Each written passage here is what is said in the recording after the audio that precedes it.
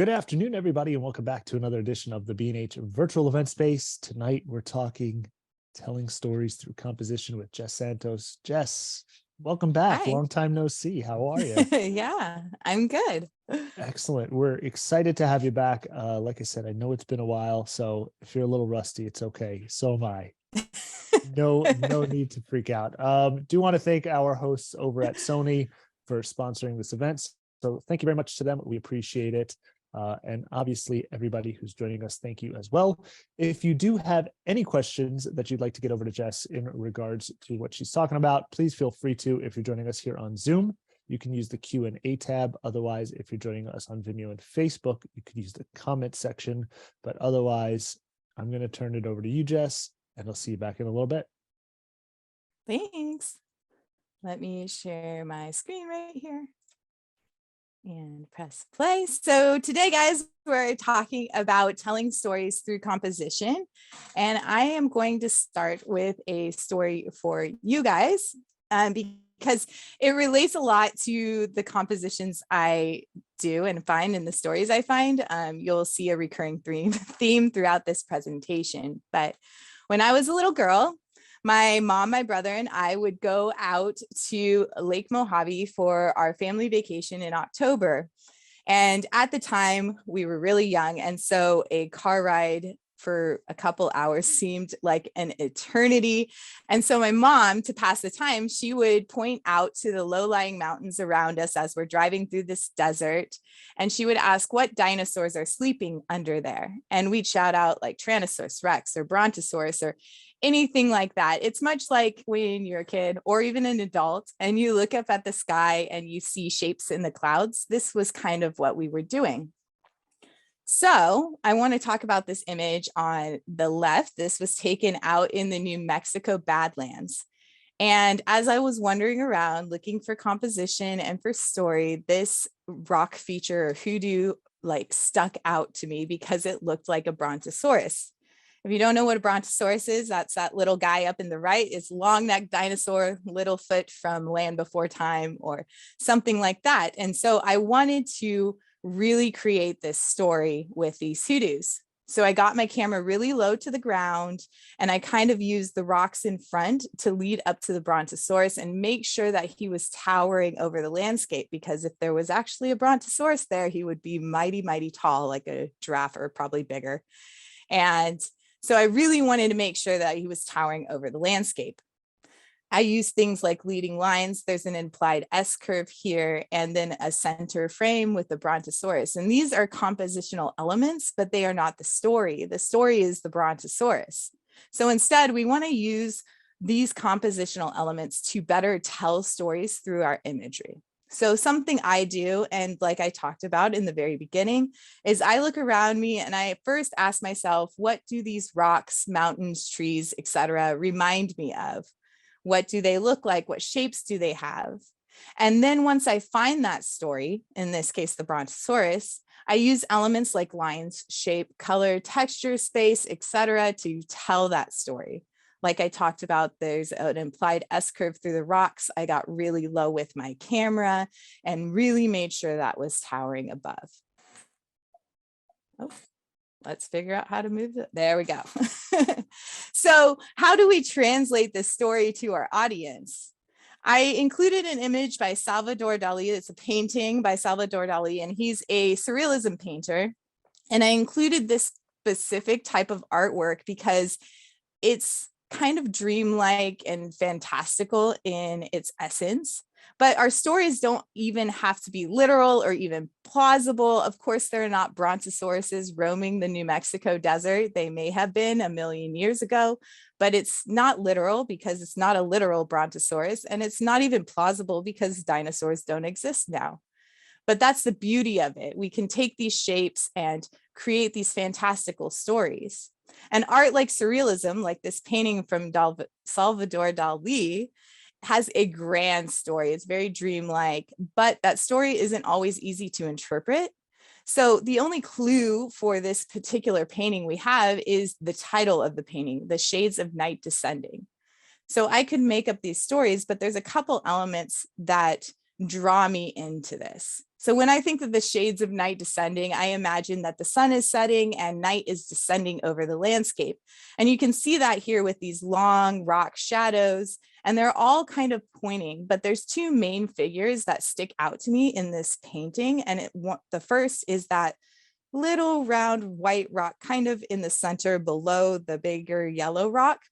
And it has a really dark shadow, and all the shadows are kind of pointing off into the distance towards the right to this other figure that almost looks like a person or a ghost or something silhouetted against this gray rock. So that makes me think that these two subjects are what this story is about. And I could make up so many different scenarios of what this painting is actually about. And then we have this kind of mummy ghost-like figure in the bottom right. So he's chosen to include certain elements to tell whatever story he has for this image. But he's inviting us to also translate that into our own story, into what we think it's about. So you want to invite your viewer to also translate your work into their own story. And in doing so, it increasingly becomes more engaging. The first image, you might not have seen a brontosaurus right from the get-go. You might have had another story completely in your head, and that's okay, because that's inviting your viewer to become engaged in your work and taking them into the scene and along the journey or the moment with you. So I like to show this image when we talk about shapes in rocks and how we find stories throughout the landscape, because we aren't usually putting humans in our landscapes. Sometimes we do, but we rely on the rocks and the natural features to really tell the story. And this is an arch out in Utah, and it's kind of in a remote location.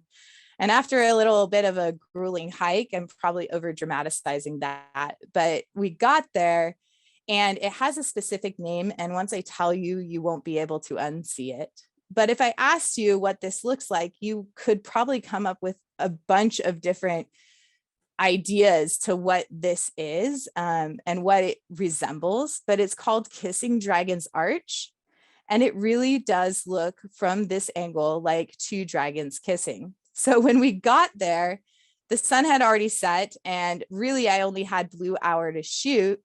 And so I thought it would be so romantic to have these two dragons kissing under starlight. And that's where I took my story. I really wanted to focus on the arch and specifically this angle and include stars to tell that story better. So what are some tools we can use to tell our story? Once we find that, we want to use our compositional toolbox, if you will, to better tell that story through our image. And like I've said, we know about rule of thirds, leaning lines, S curves, X patterns, all these sort of things. Frame in a frame is another one. These are fundamental tools that we use throughout our compositions. But I want to talk about some tools that you might not think about as it relates to storytelling and to composition. But you often make these decisions when you're out there. So by knowing these, you can use them to better create the storytelling element to your images. So let's first talk about focal length. Focal length is something usually we as landscape photographers or astrophotographers decide when we walk up to a scene, whether we want to shoot a more intimate shot with a longer focal length, or whether we want to capture more of a grand view with a wider focal length. We make these decisions usually based on our scene. But I encourage you to make these focal length decisions more based on your story that you're telling versus just what's in front of you, what you create. So in this case, this image on the left is taken in the mountains of Colorado during wildflower season. And this is one of those places, or particularly just this past year, there was so many wildflowers everywhere. They were in full bloom, and there were so many compositional places that I could have taken a picture. But as I was walking along this stream, I saw this like leafy, you can see it in the bottom left-hand corner, this leafy And it reminded me of Jurassic Park. I don't know why I have a thing for dinosaurs, but it reminded me of Jurassic Park. And I immediately thought, I want to create a scene that looks like it came from the movie Jurassic Park, and a Tyrannosaurus Rex could wander through that valley any moment. That's just what I was drawn to, which is ironic because of all the wildflowers. But so I chose to shoot this as a focal length blend. And this is another option when it comes to focal length. So I wanted to shoot the foreground with a wide enough lens that I could capture all these flowers and these leaves in the foreground and kind of use that lens distortion to make it look like they're coming out at you and like they are bigger than they are. And I'll talk about that a little more later. But when you're using a wide angle lens, oftentimes, so the mountain in the background would appear very small and not dominant in the scene. And I wanted to make it appear larger and be a more prominent part of the story, because I imagine that in Jurassic Parks, everything's larger. So the mountains should be larger too. So I shot the foreground at about 16 or 18 millimeters. And then I shot the mountains at 35 millimeters. So from the leaves to the fog and the green hills are all one image. And then from the leaves to just below the fog are all one image. And then the fog and the green hills and the mountain are another image. And I blended those together in Photoshop. Now you don't need to go through this length if that doesn't help your story. But in this case, I felt like it really helped sell the idea that everything is larger than life. We're in this like Jurassic Park kind of theme. The next tool I want to talk about is using layers to create depth, specifically your foreground, midground, background, and sky. We don't always have a sky in our images. Sometimes we choose to shoot more intimate scenes or exclude the sky for a specific reason. So that one's kind of, you can use it or not use it based on the story you're telling. And I'll show you an image later where I chose not to include the sky. But we want to try and have as many layers as we can to create depth and really pull the viewer in. So in this case, I have the flowers and the leaf as the foreground. And then I have the stream and the fog as the midground. And then I have the mountains as the background. And then of course, the starry night sky is my sky. So as many of these as you can include, it will create depth and really make the viewer feel like they can just step into that scene, create a three-dimensional quality. I'm going to talk more about this next one on the following slide, but the connection between your subject matter and the sky, if you choose to include a sky in your image, is very, very important. The sky should be a supporting role to the whole stage that you set. So it should connect with your foreground. It shouldn't just be there because it's there. Make sure there's a way that you can connect it. Using color to convey emotion or time. Color is one of those things that in landscape photography, we feel like we're just given it, but we aren't. There's things that change the color of a scene, such as light. And then there's also things you can do in post-processing to manipulate colors in a certain way to convey a certain emotion. So I chose to do this as a night image. So I'm conveying the time with the blue hour and the darker tones. But I feel like if I were to have photographed this during a sunrise or a sunset where it was brilliant neon sunset, I don't think it would have the same impact and it wouldn't tell the same story that I was going for. I kind of want this serene environment that you feel like some sort of creature could just roam out at any moment. And oftentimes at night is when I don't know, I imagine we find the creatures. So choosing to shoot this as a blue hour blend or a night shot was a direct correlation to my story versus just what I was given. Light and shadow also play a really important role, and they direct the viewer's eye through the frame. So if we're using the same image as the example, it's a night scene, so there's not a lot of light present, but there are a lot of white tones in here. So the white of the flowers, the white of the cascading river, the white of the fog, the white of the stars. And notice that they all pull you into the scene. I don't include a lot of white on the edges of the frame. And if I do, I kind of darken them so that you're pulled into the scene. The white of the flowers is leading to the white of the river, which is leading back to the white of the fog, and eventually a little kiss of light on the mountains. So you can use shadow also to direct the viewer's eye away from certain areas. So when post-processing, I darkened up the left corner a lot so that you're pulled into the photograph instead of distracted by the leaves of this plant. And I dodged and added highlights to the portion of the leaves of that plant that were closest to the river. So you really want to make sure that all the bright areas, because our eyes are drawn to those naturally, are all pulling the viewer in instead of leading them off the frame. And finally, I can't stress the importance of this enough, but scouting your location prior to shooting is very, very important in terms of storytelling and composition. You can learn the history and the geology of the area, and maybe that leads you to the story that you want to tell. Or you can also learn what light is best for this. So in this case, I shot this at blue hour, and I shot it at blue hour after sunset, because the light, the setting sun, the fading light of the setting sun is off over my right shoulder, which is casting this beautiful glow a little bit on the mountains, giving them dimension. Had I shot it at sunrise, the mountains would have been almost backlit, so they wouldn't have had the same three-dimensional quality. They would have fallen really flat. And because they're a main part of this story here, I need to make sure that the light is hitting them so that they stand out. So let's jump gears a little bit and talk about how the sky and the clouds, and I'll also talk about how the Milky Way interacts with our foreground. The sky plays a really important role in the story, and it's a supporting role. Usually it's not the main subject matter, and it's there to support the rest of the story that's happening in your foreground. So consider how and when you want to shoot. Exposure blending, long exposure, and sky replacements are all tools in our arsenal that we can use to better help tell our story and have the sky interact with our foreground a little more. So this image on the left, I'm going to tell you the stories about all the images. This image on the left was taken out at Death Valley during a bloom of the wildflowers doesn't happen often. And this wasn't a super bloom, but it was a pretty good year. And basically, these wildflowers grow directly out of the sand. And if you go to this exact location at a time where the wildflowers aren't blooming, all you will see is sand ripples.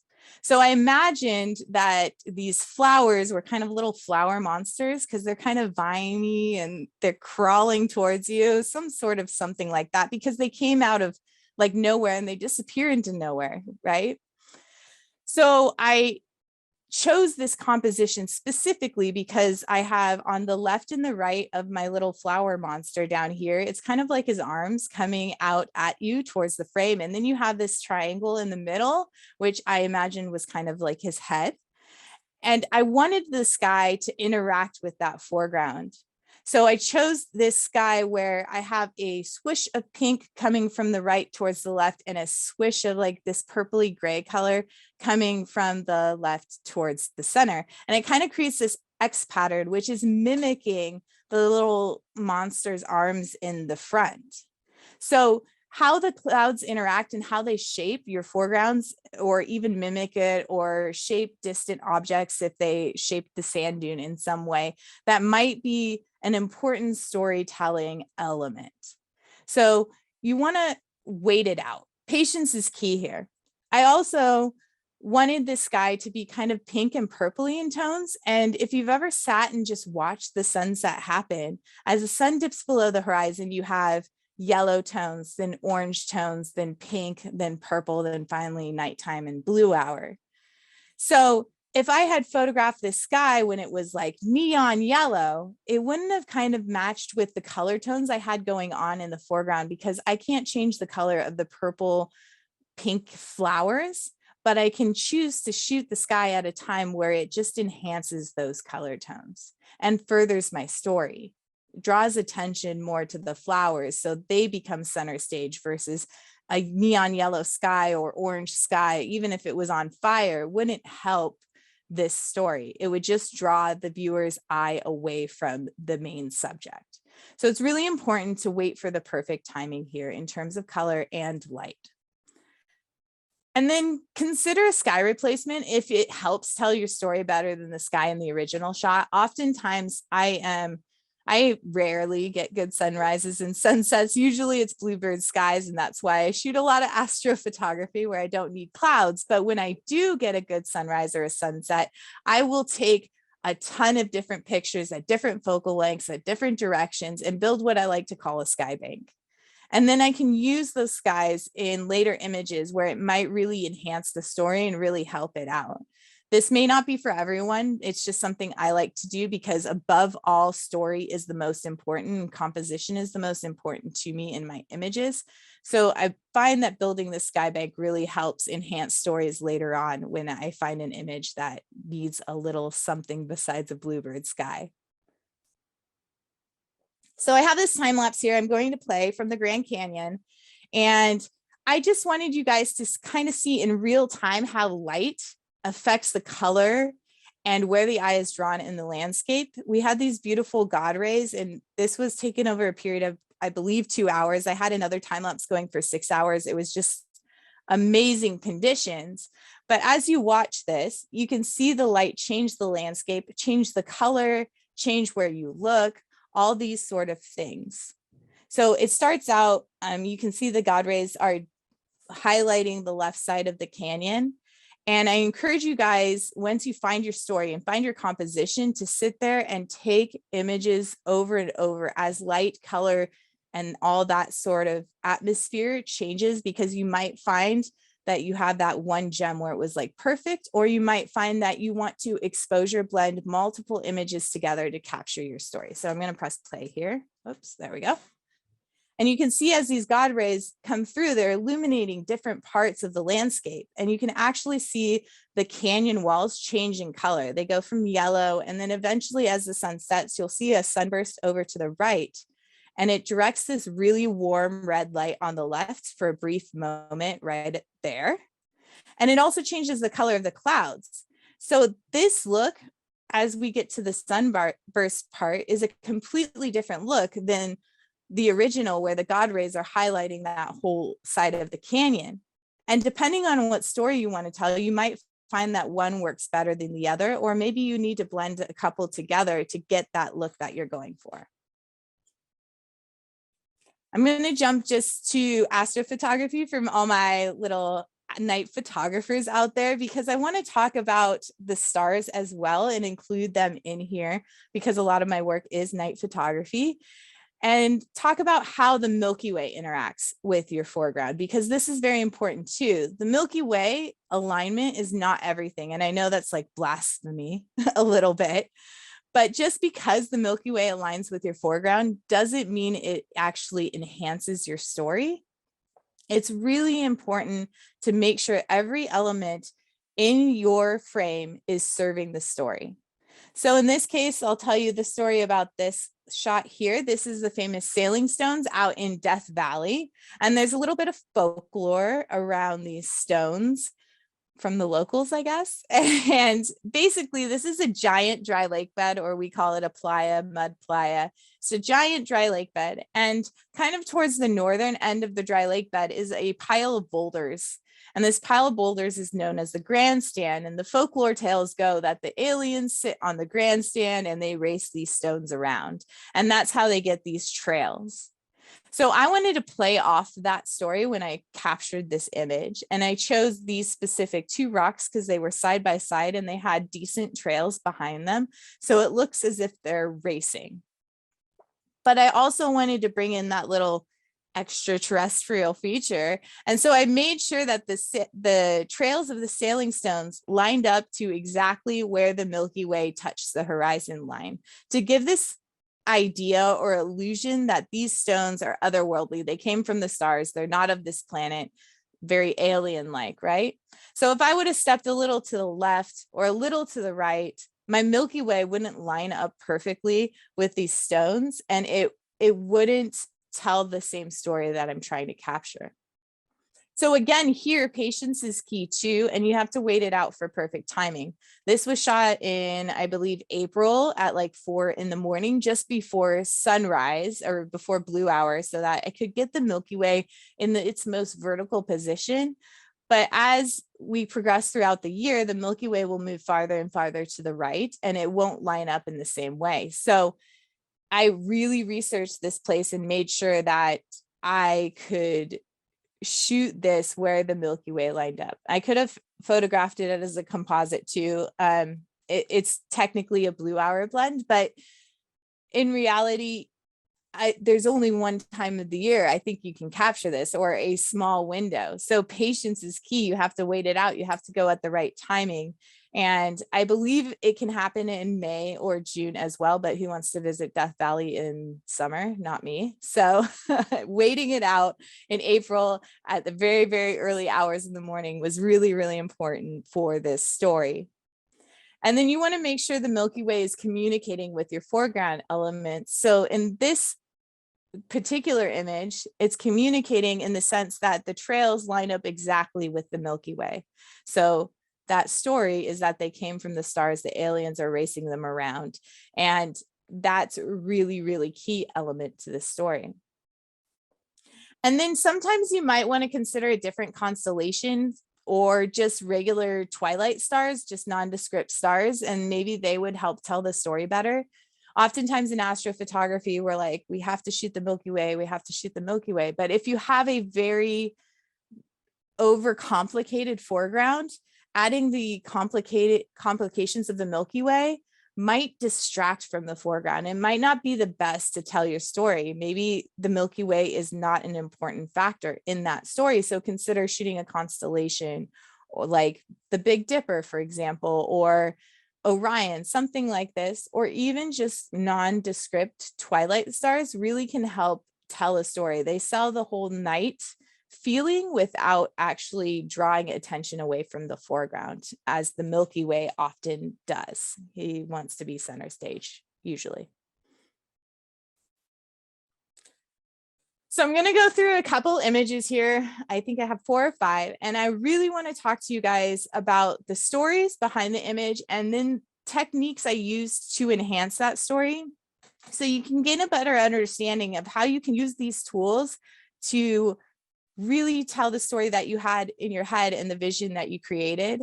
And most importantly, shooting for the edit is also a very big factor here. If you have a story, then you line it up in the field, and sometimes you might have to shoot exposure blends or focal length blends or blue hour blends. You want to make sure you're able to capture all of those elements successfully to be able to put them together in post-processing. So this first one is another arch from Utah, and all around it are these red, I think they're sandstone, but red rocks. But right in front of this specific arch is black rocks, and they're quite big, and they have this beautiful seafoam green, lime green lichen growing all over them. And I couldn't see these rocks really anywhere else, just in front of this arch, which I thought was really interesting. And so I had imagined that this arch was created because a meteor came down from the heavens and blasted a hole through it, and these black rocks are meteor fragments. Obviously, that's not how this arch was formed, but that's what I came up with in terms of story in my head. And also the lichen, even though it's commonly found in the desert, we see it all the time in the Southwest, it still kind of seems otherworldly to me. I imagine lichen growing in forests rather than desert. So it seems like it doesn't belong, even though it is all over in the desert. So I used a wide angle lens. This is my 12 to 24, and I shot this at 12 millimeters. And the reason being is because I really wanted to use the lens distortion. And so when I got up close to these rocks with my wide angle lens, they really appeared to be coming at you. And all of the angles, you can see the ridges, or in the majority of the ridges of the rock, are all leading towards this arch. So by using that lens distortion, where they look like they're coming at you, they're also pointing towards the center, which is where I put the arch in the frame. I also centered the Milky Way in here. And reason being is because I wanted to be able to see some of the Milky Way through the hole of the arch. Again, coming up with that story that this arch was formed by a meteor crashing into it. So I wanted to have some sort of connection between the Milky Way or the night sky and my foreground. And I felt that a central Milky Way was the best way to accomplish this.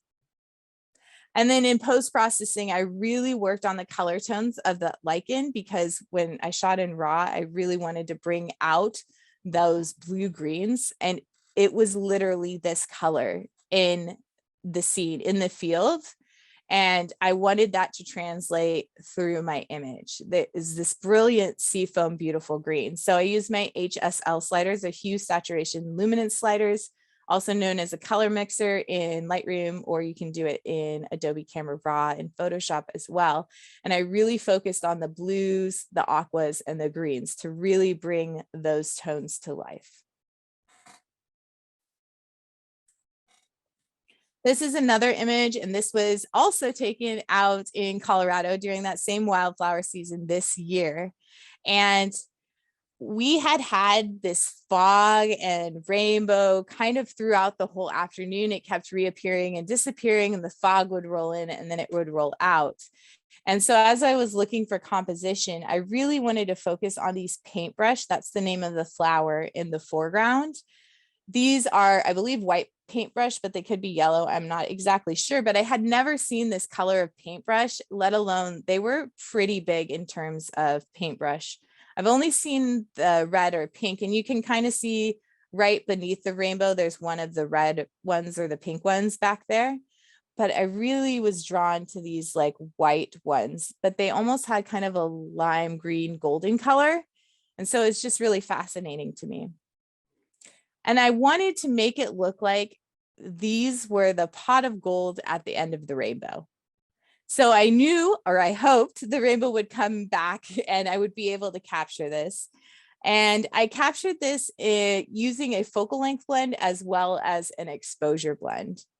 So because I shot this on the 16-35, I believe, and the foreground was shot at 16 millimeters, while the fog, the rainbow, and the mountain and the sky were all shot at 35 millimeters.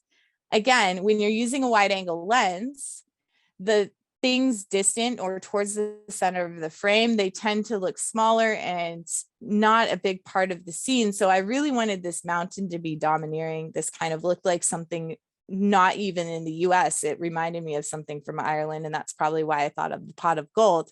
But I took the foreground at 16 millimeters and took the mountain, rainbow, and fog at 35 millimeters and then blended them in Photoshop.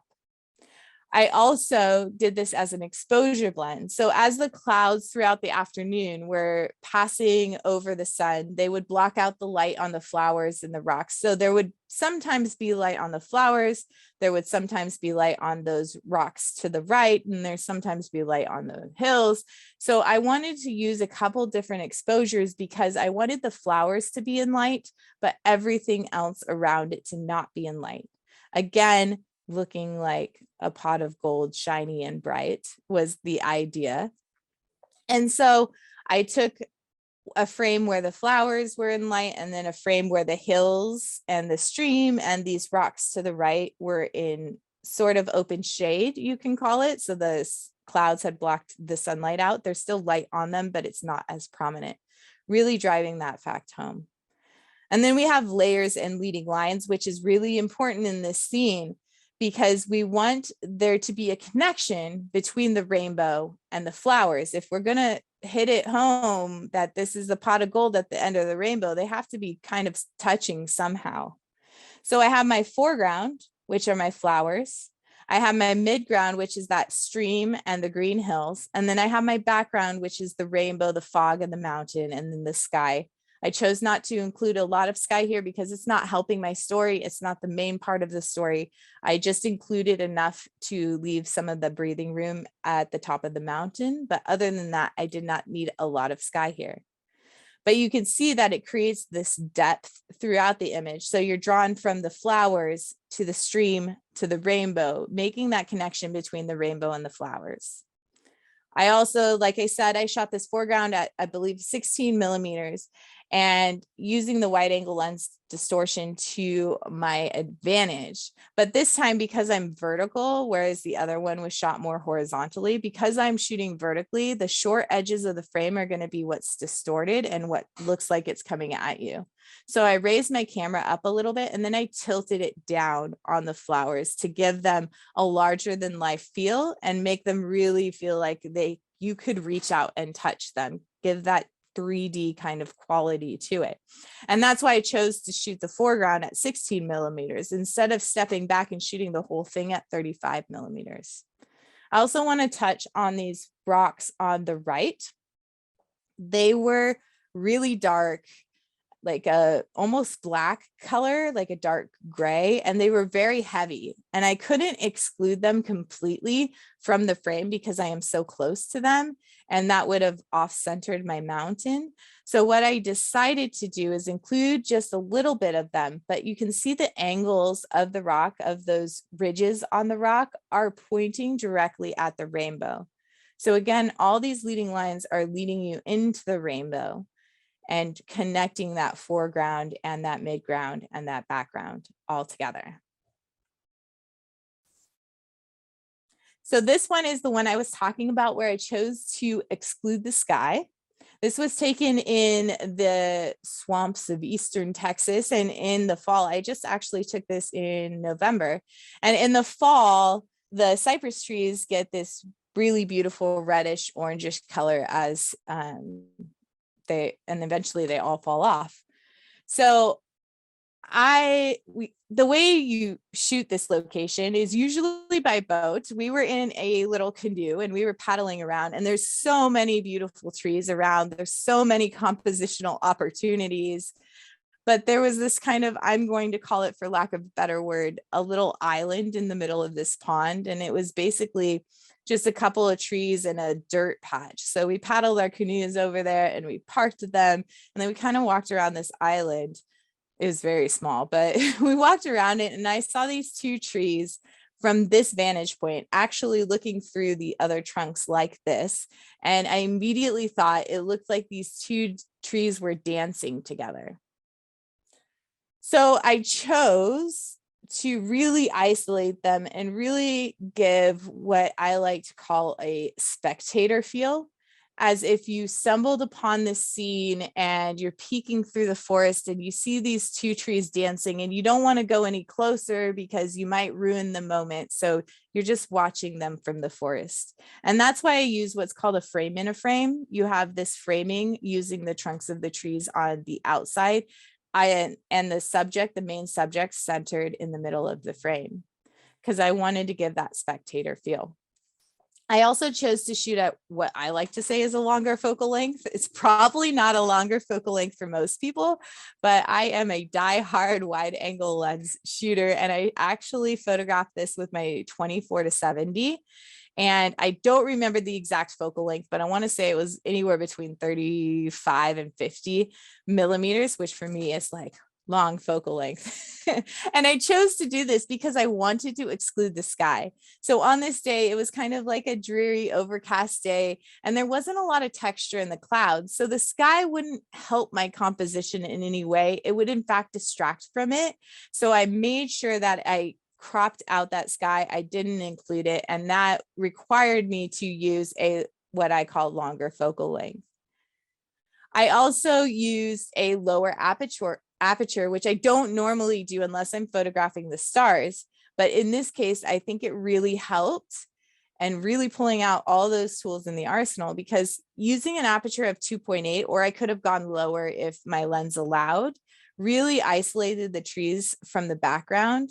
And it really created this like special moment with the trees. So you can see the framing of the trunks closest to the camera are a little bit out of focus. And then the trees behind it was a little bit out of focus. So you're really dialing in and saying to the viewer, this is what I want you to look at. So by using that lower aperture, that really helps sell that, so that these dancing trees are the main focus point and everything around it is just kind of floating away into the background. It's the stage, right?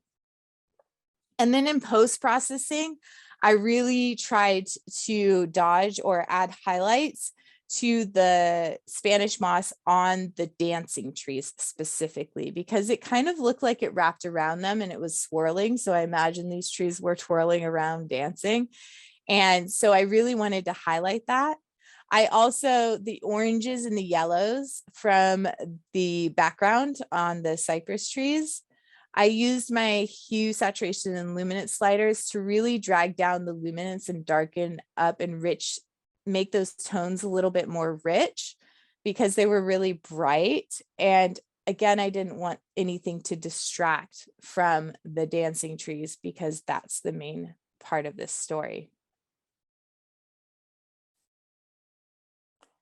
This one is out in Utah in the Badlands. And I don't know if this particular rock formation has a name, but I've always called it the Sphinx because it reminds me of the Sphinx guarding the pyramids, because the pyramids are large and I imagine the buttes around this are larger, and it's the Sphinx standing guard in front of the pyramids of the buttes. And I had never photographed this particular rock formation before. I had actually shot from this location many, many times because it's a higher vantage point that you can get to a more famous butte, which is off to my right. But in this particular instance, you can see I was immediately drawn to photograph this because the rainbow happened right there. This is the actual sky from that morning. It's not a sky replacement, but the rainbow is there. So you're like, how do I capture this rainbow? And turning around, I had left my camera at the hotel. I had only brought my drone. So my friend let me borrow his camera, and he only had a 24-70 lens. So I kind of shot this as a focal length blend because he was using his wide angle. So I shot the Sphinx and the rainbow and all that at, I believe it was 24 millimeters. And then the ridge in the foreground, I borrowed his wide angle lens after all this magic had disappeared and quickly captured that ridge and captured it a little bit differently. But the reason why I wanted to include this ridge in the frame is again to create that kind of spectator feeling. So imagine you're an archaeologist and you're climbing this cliff and you come to this viewpoint and it's this magnificent Sphinx, say that 5 times fast, and all these buttes, which are the pyramids in the background. It's this grand scene. So I wanted to kind of create that exploratory feeling that you just happened upon this scene and you're watching it from the cliff. So it's really important to me to include that ridge in the frame. And then jumping back to scouting your location ahead of time, this was taken at sunrise.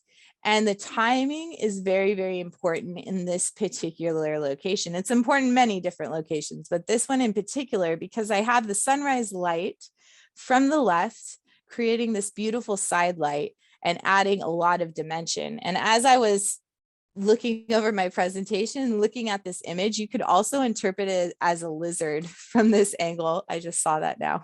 But it's creating this really beautiful side light and dimension, which gives it this 3-dimensional quality. So it's not very flat. If I were to shoot this at sunset, one of 2 things would happen.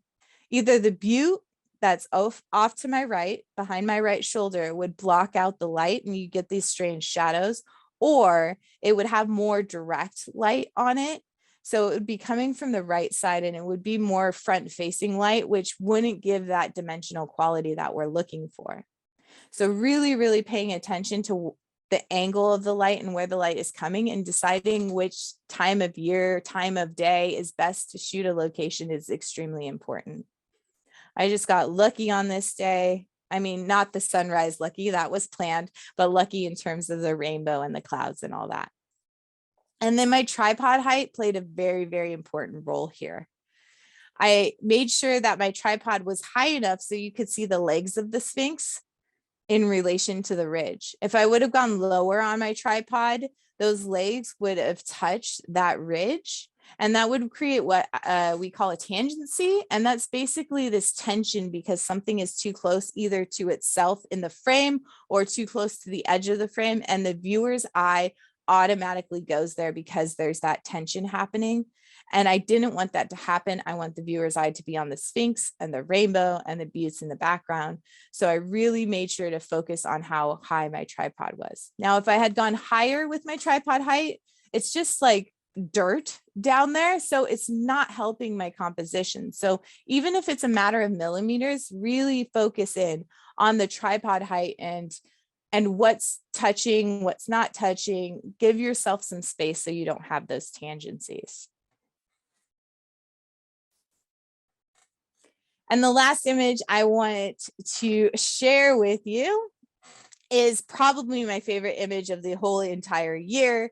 And I like to call it Let Sleeping Dragons Lie. Again, another dinosaur dragon thing. But I'm a huge, huge Game of Thrones fan. And I'm probably remembering this wrong, but in Game of Thrones, you know, the dragons go out and they end up eating the sheep around, and they're using fire because they have fire breath.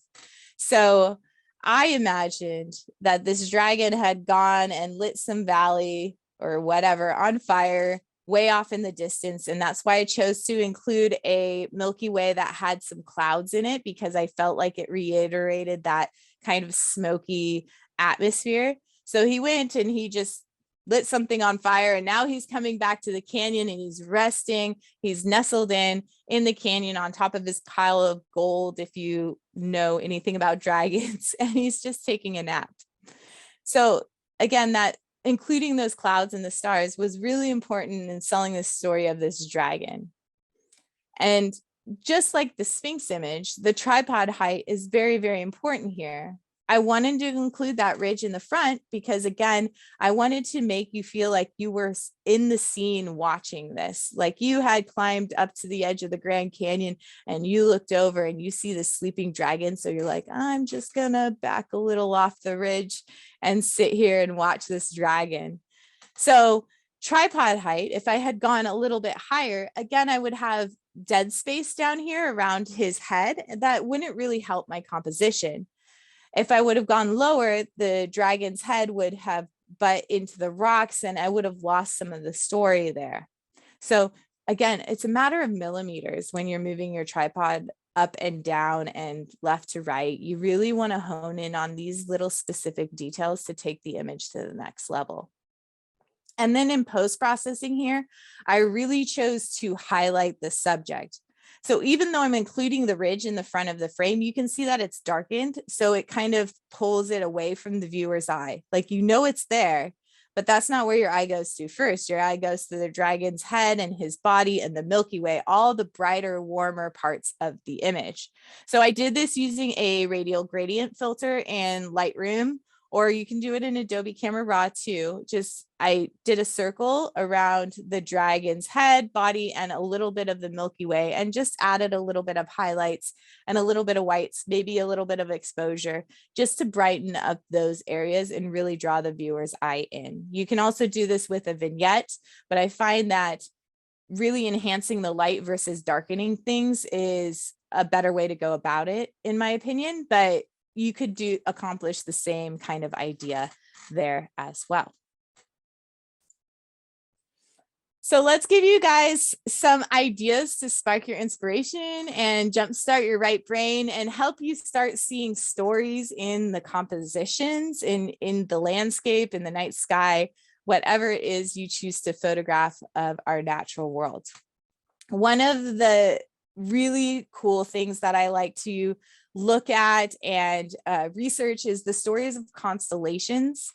Our ancient ancestors made up myths and stories about all the tiny little white dots in the sky. And if one of those calls to us and we want to include just a constellation in our photograph, if you can include some sort of that storytelling element from that myth or whatnot in your foreground, that would increasingly make your photograph more engaging. So for example, just throwing out an idea here is the Big Dipper and the Little Dipper. They're known as Ursa Major and Ursa Minor, which are actually bears. So imagine you have this beautiful forest scene that looks like a bear could wander through it at any moment, including just the Big Dipper above the trees would be a really good nod to that sort of landscape. And there's a story there, a bear in the woods kind of thing, but the bear is in the stars. So just a really neat way to draw inspiration from our ancient ancestors' stories of the constellations. And as you've seen with almost all of my work, looking for shapes and rocks and mountains and trees, you've seen dinosaurs and dragons and little flower monsters. I find inspiration from the shapes of things, and I create this story based on what they look like. So that's a really easy tool to just flex that creative muscle and start seeing shapes in the landscape. Do you have a favorite fairy tale or myth or folk story, anything like that you can draw inspiration from as well? This image on the left, I saw this mushroom shaped hoodoo and immediately thought of Alice in Wonderland, you know, where she takes the drink and she gets really small and she's wandering through the forest floor and there's towering mushrooms and flowers, and then she comes upon the caterpillar. That's the kind of idea that I wanted to have in this shot. So instead of just taking a photograph of just the mushroom rock, I wanted it to make it look like you were small and you were walking through this giant land of mushrooms. So by including this overhang on the right-hand side and this taller hoodoo formation on the left, that's taller than the mushroom, it really feels like you're in there. It really feels like you could walk through this land of mushrooms and happen upon a caterpillar. So drawing inspiration from things like that, movies, fairy tales, myths, those are all really great ways to spark that creativity when you're out in the field. But all your stories don't have to be these like fantastical stories. You can tell stories of the geology or the environment or how that place came to be like that, how it came to look like that. I was teaching a workshop out in Goblin Valley, and one of the clients pointed out this shrubbery. It was like a green shrubbery that was growing directly out of the rock, and all around is red rock hoodoo-like formations.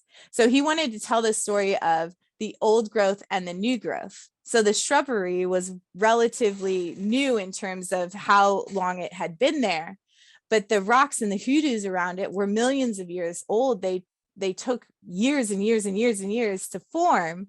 So I thought it was really, really clever and a really great way to tell the story of the environment using the shrubbery and the rocks around it. Another little exercise I like to do to really focus and hone down your story and kind of clear the clutter and the chaos around is to write a 6-word story about your image. I've told long, windy tales about these photographs, but it all started with a 6-word story. So in this case, I told you about Alice in Wonderland, and my 6-word story is she walked through the mushroom land.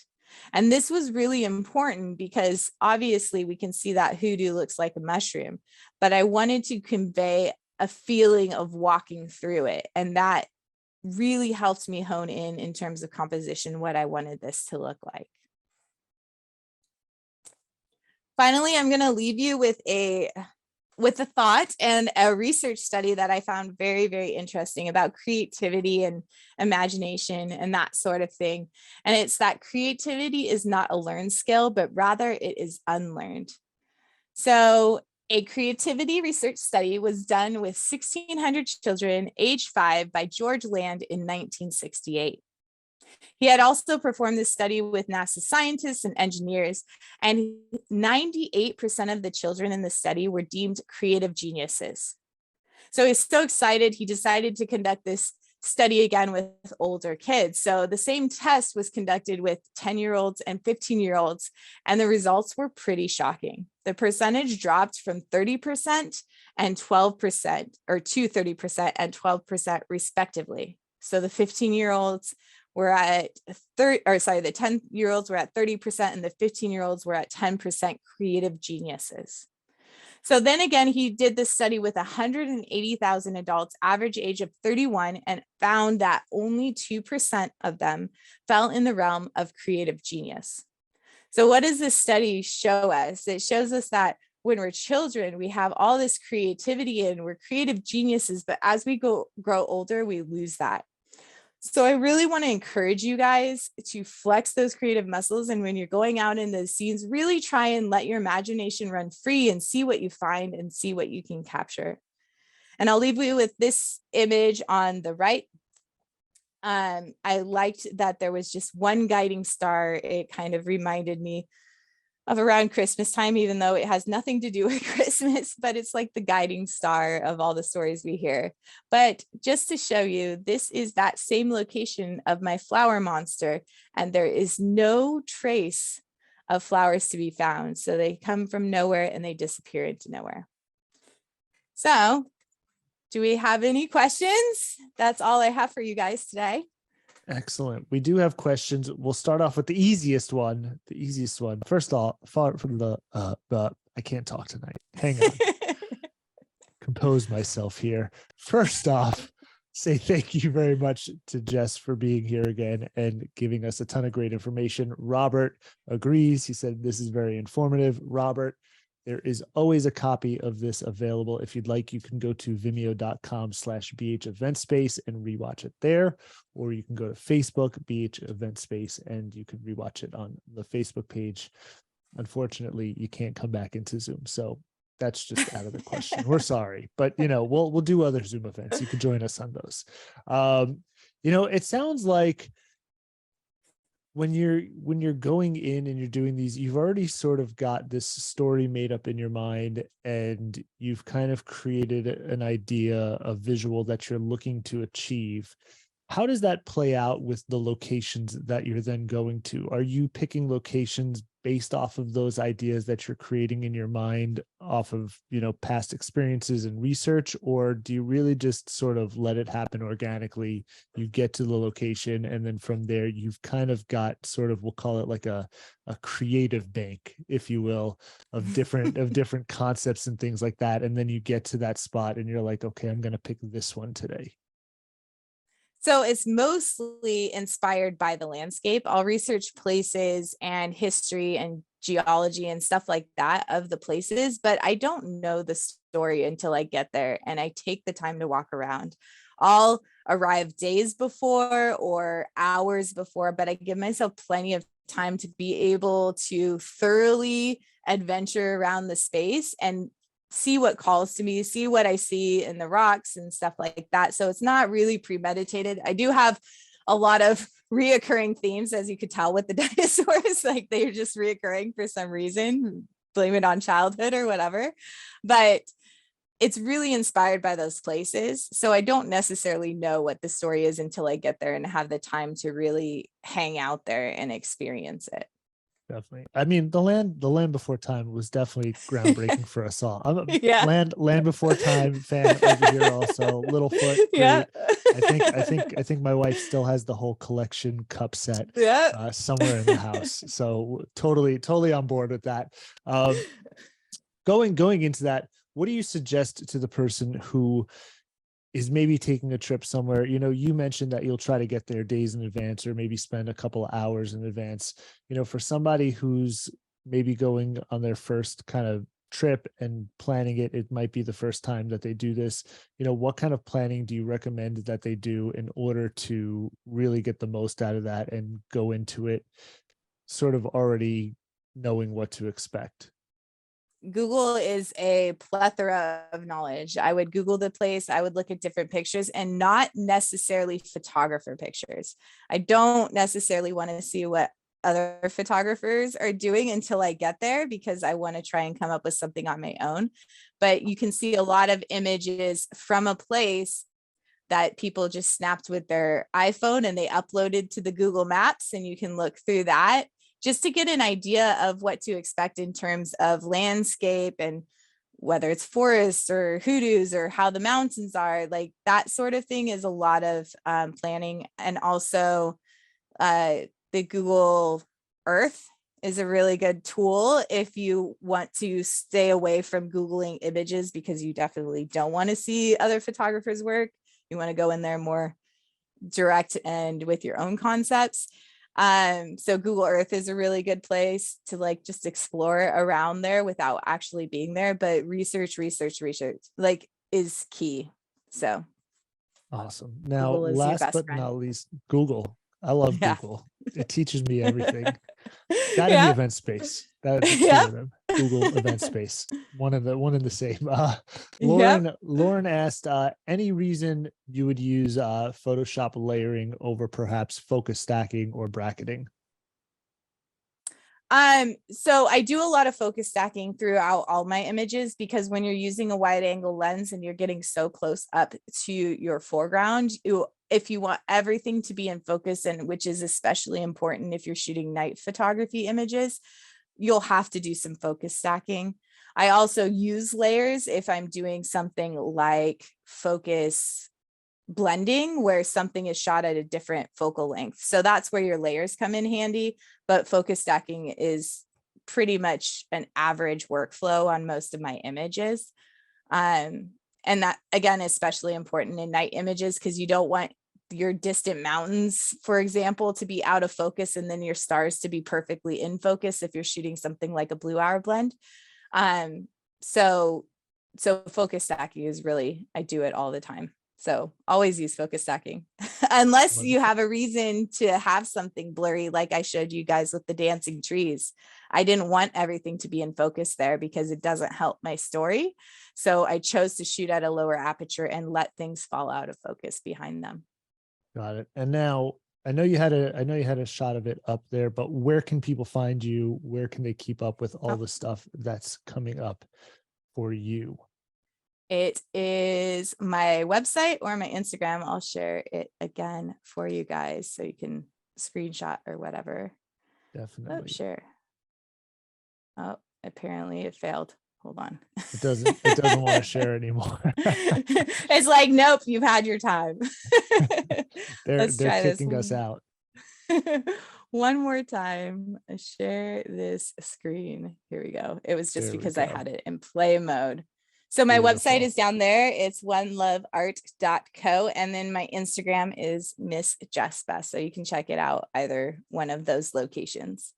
Wonderful. Well, Jess, thank you so much again. We really appreciate you being here. Obviously, huge thanks goes out to our hosts for this event over at Sony. Thank you very much to them. Thank you.